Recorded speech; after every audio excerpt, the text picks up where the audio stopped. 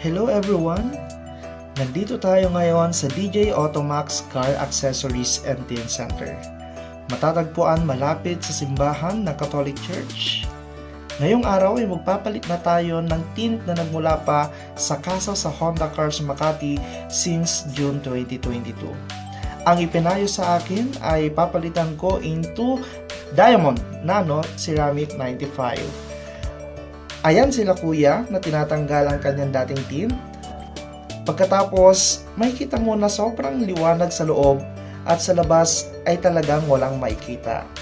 Sulit na sulit ang gastos at satisfied sa naging outcome ng Diamond Nano Ceramic 95. Para sa akin, 10 out of 10.